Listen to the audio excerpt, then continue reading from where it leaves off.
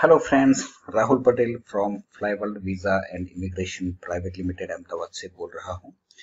दोस्तों, हम आज बात करेंगे कनाडा की जो लेटेस्ट जो सिचुएशन है अभी राइट नाउ, जो पीआर के जो कंप्रहेंसिव रैंकिंग सिस्टम है सीआरएस पॉइंट, तो उसके बारे में हम थोड़ा आज डिस्कस करेंगे। जो April 11 sees largest express entry draw of 2018, तो ये जो 3500 कैंडिडेट का आईटीए जनरेट हुआ है, तो सीआरएस पॉइंट 444 के ऊपर जितने भी स्कोरिंग था तो उसका आईटीए अभी लेटेस्ट जनरेट हुआ है। Immigration and refugee and citizen Canada has issued 3500 invitation to apply to candidate in the express entry pool in a draw that look place on Wednesday, April 11। तो ये जो draw होता है ना, तो वो ऑलमोस्ट लास्ट पूरे मंथ में 2 ड्रॉ होते हैं। 2 भी होते हैं, कभी कभी 3 भी होते हैं, वो डिपेंड्स ऑन इमिग्रेशन। वो कनाडा की जो सीआईसी की जो अथॉरिटी है वो डिसाइड करती है। सीआरएस का फुल फॉर्म आपको पता होगा, जिसको हम कंप्रहेंसिव रैंकिंग सिस्टम बोलते हैं। तो the minimum CRS score required to obtain an invitation to apply ITA generate होने के लिए 444 स्कोर चाहिए। The cutoff score is 2 points lower than the previous invitation round। जो previous जो invitation round हुआ था उसमें 2 पॉइंट कम अभी तक, क्योंकि ये पूरी इलेक्ट्रॉनिक प्रोसेस है, पूरा इलेक्ट्रॉनिक सिस्टम है, एंड जो भी डिसीजन होता है वो सीआईसी की साइड से होता है। which took place on March 26 and had a CRS minimum of 446। The March 26 draw took place 12 days after the previous invitation round on March 14 and saw the CRS cutoff score drop by 10 point over the previous invitation round। तो ये जो in short right now अभी फिलहाल में जो भी since last 4 month का जो भी आईटीए जनरेट होता है वो तकरीबन नीचे में आपको एक पूरा ग्राफ दिखाऊंगा, उसमें पूरा हम डिटेल में डिस्कस करेंगे। जो today draw broke the recent trends of 3000 ITS being issued, which was also the case in the 4 previous draws going back to February 7। The government of Canada has issued 21,000 ITS since the start of 2018। तो 2018 जब से चालू हुआ है तब तक as of now almost अभी अप्रैल चल रहा है, तो 21,000 आईटीए जनरेट हुआ है एज ऑफ नाउ। अभी जो ये पूरा आपको जो ग्राफ दिखाई देता है ना, ITS issued since 4th quarter of 2017, इसमें ये ग्राफ है वो पूरा आपको दिखाई देता है, जिसमें जो सीआरएस पॉइंट है वो डिक्रीज हो गए थे और फिर ऊपर चले गए, और ये जो आईटीए जनरेट होता है इसका ये ग्राफ आपको दिखाई देता है, जो आईटीए, और नीचे मंथ भी शो किया हुआ है। 18 अक्टूबर, नवंबर, दिसंबर से लेके लास्ट ईयर 2017 से लेके 2018 तक, ये अप्रैल 18 तक का पूरा सिनेरियो इसमें समझाया गया है। जो आईआरसीसी है इसमें April 11 draw for the invitation round, the time and date of the tie break, मतलब पूरा ऊपर जो डिस्क्राइब किया है उसमें इन शॉर्ट जो आईटीए जो जनरेट होते हैं ना, वो जो रेशियो आपको दिखाई देता होगा, तो ये धीरे धीरे ऊपर जा रहा है। मतलब कैनेडियन गवर्नमेंट धीरे धीरे आईटीए की जो नंबर ऑफ कैंडिडेट्स जो इनविटेशन टू अप्लाई होते हैं वो धीरे धीरे बढ़ता जा रहा है। मतलब कैनेडियन गवर्नमेंट को अच्छे लोग चाहिए, एंड हम जो सिस्टम में खड़े हैं तो उसमें से आईटीए जनरेट होने का जो रेशियो है वो धीरे धीरे ऊपर जा रहा है।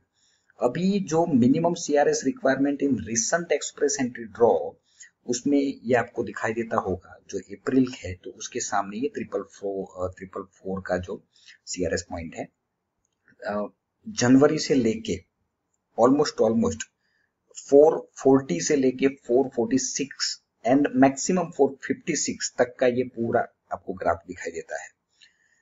अभी जो है जो to enter the express entry pool and be assigned a CRS score, individual needs to be eligible under one of the Canada federal economic immigration programs, दो FSW है, फेडरल स्किल्ड वर्कर क्लास, जो Canadian experience classes है, and federal skilled trade class. ये तीन type के different types के जो programme है वो डिफरेंट टाइप्स ऑफ 3 प्रोग्राम अभी चल रहे हैं।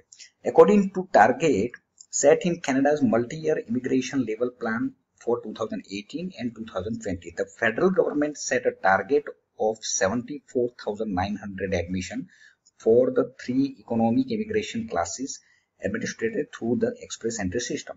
ये जो ऊपर 3 टाइप्स आपको दिखाई देते हैं ना, FSWC, CEC एंड FSTC, ये 3 अलग अलग प्रोग्राम है।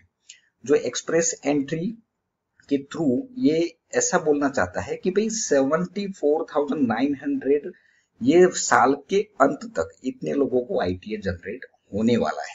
अभी नीचे मैं आपको पूरा ग्राफ में डिस्क्राइब करूंगा।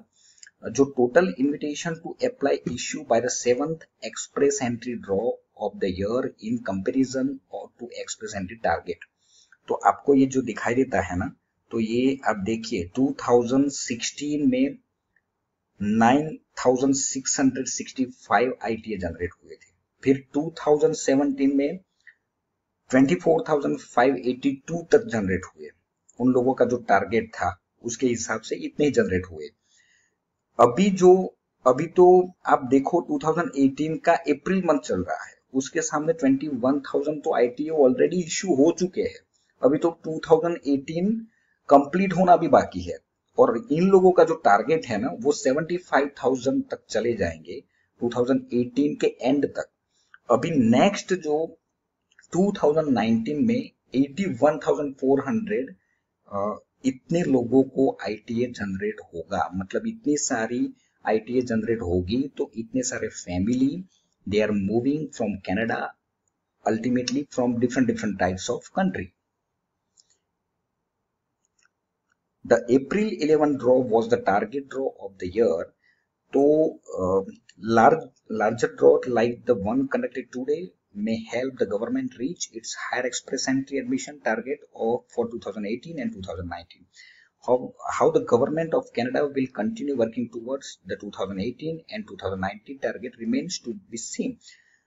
Almost in short बहुत बड़ा target है, and it could mean larger draw or more frequent draws or some other approaches। इसमें क्या है कि कैनेडियन गवर्नमेंट में डिफरेंट टाइप्स के जितने भी प्रोविंसेस है ना, वो प्रोविंसेस को पूरा राइट्स दिया गया है। तो वो राइट्स के हिसाब से वो जो राउंड में से कैंडिडेट को वो चूज कर सकते हैं। तो अभी क्या है कि ये कंप्लीटली पूरा डिमांड सप्लाई रेशियो है। तो कनाडा एक्चुअली इंडिया से बहुत बड़ा देश है, वो लार्जर ऑलमोस्ट 3 से 4 गुना उसकी जो बहुत बड़ा देश है, 3 से 4 गुना बहुत बड़ा देश है। तो और जो पॉपुलेशन है वो ऑलमोस्ट गुजरात की करीब है, गुजरात के एक स्टेट के बराबर है उसकी जो पॉपुलेशन है। तो वहां पे ठंड के हिसाब से थोड़ी प्रॉब्लम है, मगर ठंड के हिसाब से जो इकोनॉमी जो स्केल अप होनी चाहिए वो नहीं हो रही है, एंड अल्टीमेटली स्किल्ड पीपल की बहुत डिमांड है। तो ये लोग क्या करते हैं कि मेरी एक पर्सनल आपको एक सजेशन है कि अगर आपको परमानेंट रेसिडेंसी कनाडा की चाहिए तो आपका जो भी प्रोफाइल है, फिर चाहे वो 300 के ऊपर स्कोर हो या कुछ भी हो, आपको एक बार फाइल एप्लीकेशन प्रॉपर तरीके से आपको एप्लीकेशन करनी चाहिए। अगर आपको नॉलेज नहीं है तो आप हमारा कांटेक्ट कर सकते हैं। ये हमारी कंपनी का जो ईमेल आईडी है उसके ऊपर भी असेसमेंट के लिए आप हमें मेल कर सकते हैं। एंड ये जो मेरी कंपनी का URL है flyworldindia.com, उसके ऊपर मेरी कंपनी की सारी डिटेल्स, सारी ब्रांचेस एंड एवरीथिंग हमने मेंशन किया हुआ है। अभी कई लोग मुझे पूछते हैं कि भाई सपोज 400 पॉइंट हमारा होता है तो हमें ITA जनरेट होगा कि नहीं होगा। देखो ये पूरा इलेक्ट्रॉनिक प्रोसेस है, उसमें मैं या आप कोई कुछ नहीं बोल सकता, क्योंकि अल्टीमेटली ये जो कंप्रहेंसिव रैंकिंग सिस्टम है उसमें मिनिमम कट ऑफ जो स्कोर है वो कभी भी गिर सकता है। क्योंकि राइट नाउ अभी फिलहाल कनाडा बहुत लिबरल हो रहा है day to day, student visa में थोड़ा स्ट्रिक्ट है, मगर right now for particular PR होने में आपकी जो एज है ना वो 26 से लेके 32 होनी चाहिए, एटलीस्ट मास्टर डिग्री होना चाहिए, एंड मास्टर डिग्री के बाद आपने जो भी बीच का जो टाइम है वो टाइम जो स्पेंड किया है उसमें वट एवर आपने जो काम किया है वो काम का पूरा जस्टिफिकेशन इमिग्रेशन डिपार्टमेंट को आपको देना ही पड़ेगा, और वो भी प्रॉपर तरीके से देना पड़ेगा, तब जाके आपका जो सीआरएस पॉइंट है वो प्रॉपरली जस्टिफाई होगा। इन शॉर्ट मास्टर डिग्री दोनों मेल एंड फीमेल में से दोनों में से किसी एक का आईएलटीएस का स्कोर 6 ईच कंपलसरी है, वो चाहिए ही चाहिए, तब भी जाके आप पर्टिकुलर कनाडा पीआर की फाइल अप्लाई कर सकते हैं। एंड अभी फिलहाल मुझे ऐसा न्यूज है इमिग्रेशन डिपार्टमेंट से कि धीरे धीरे बहुत लिबरल होने वाला है, एंड जो डिफरेंट डिफरेंट जो तरीके हैं जो कैनेडियन गवर्नमेंट के जो डिफरेंट डिफरेंट मतलब जो इमिग्रेशन की पूरी जो बैकसाइड की जो प्रोसेस है वो बैकसाइड की प्रोसेस में भी बहुत सारे चेंजेस आने वाले हैं। तो मेरा खाली सारे कैंडिडेट से एक ही अनुरोध है, एक ही रिक्वेस्ट है कि अगर आपको कनाडा का पीआर चाहिए तो प्रॉपर तरीके से अभी से प्री प्लानिंग करना पड़ेगा, आपकी फाइल का पूरा प्री प्लानिंग करना पड़ेगा। और कई जो लोग होते हैं वो खुद फाइल बनाने के लिए मतलब खुद ही वो कर लेते हैं, मगर ऐसा मत करो, एक मेरी पर्सनल सजेशन है, क्योंकि ये जो फाइल है ना उसका जो हम आप चार्ज ले रहे हैं वो बहुत बड़ा चार्ज नहीं है, क्योंकि कनाडा जाके आपकी income almost 2 lakh rupees minimum saving होता है पर कपल। तो वो कुछ चार्ज मतलब अगर आप कंपेयर करो तो आपकी लाइफ के सामने ये कुछ चार्ज नहीं है, और जो काम जो करता है उसको ही देना चाहिए अल्टीमेटली। और हमारी जो है वो मास्टरी है, ये काम करने के लिए हम बैठे हुए हैं, आप हमें कंसल्ट कर सकते हैं, विदाउट एडवांस भी हम काम करते हैं, हमारी कंपनी डील करती है। इन शॉर्ट काम होगा तो हम आपसे पैसे चार्ज करेंगे, अगर काम नहीं होता है तो हम आपसे चार्ज नहीं करेंगे। जो एप्लीकेशन फी है वो आपके क्रेडिट कार्ड से ही जाएगी डिपार्टमेंट में, उसमें हम कुछ नहीं कर सकते, मगर जो कंसल्टिंग फी है वो हम काम होने के बाद ही लेते हैं। ऐसा भी हमारे पास एक ऑप्शन है, नॉर्मली दूसरी जो कंपनियां होती है वो ऐसा काम नहीं करती है मगर हम वो भी करते हैं।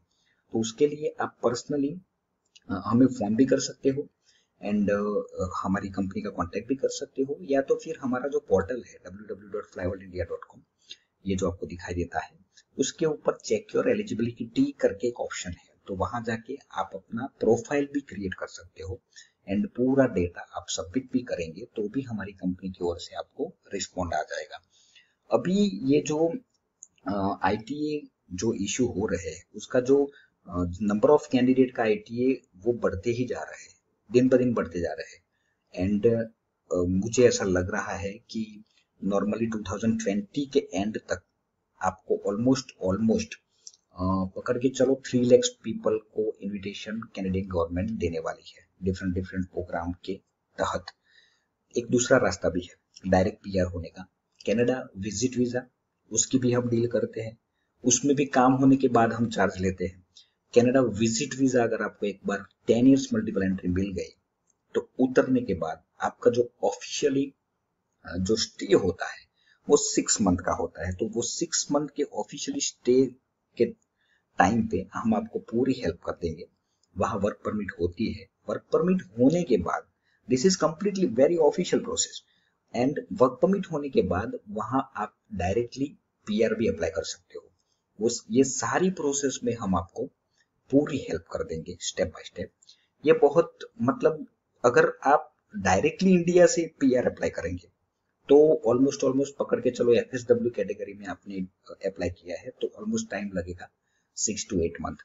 अगर आप नॉमिनेशन में जाएंगे तो नॉमिनेशन में कोई टाइम फिक्स नहीं होता है, उसमें टाइम भी लगता है, एंड ऑलमोस्ट उसमें टाइम 2 साल तक भी निकल जाता है, वो हमारे हाथ में नहीं है, क्योंकि वो सारी प्रोसेस हमारा काम खाली फाइल सबमिट करना है, बाकी डिसीजन जो भी होता है वो इमिग्रेशन डिपार्टमेंट लेता है। तो दोस्तों थैंक यू वेरी मच, अगर ये आपको मेरा वीडियो अच्छा लगा है तो आप अपने ग्रुप में भी फॉरवर्ड कर सकते हो। मेरी जो चैनल है Flyworld visa and immigration private limited की जो चैनल है उसको आप सब्सक्राइब कर दीजिए, तो मेरी साइड से जो भी अपडेट्स आएगी वो आपको मिलती रहेगी। Thank you, thanks a lot, thank you very much. अगर आपको असेसमेंट करवाना है तो हमारी कंपनी के मेल आईडी पे आप मेल ड्रॉप कर सकते हो। Thank you very much.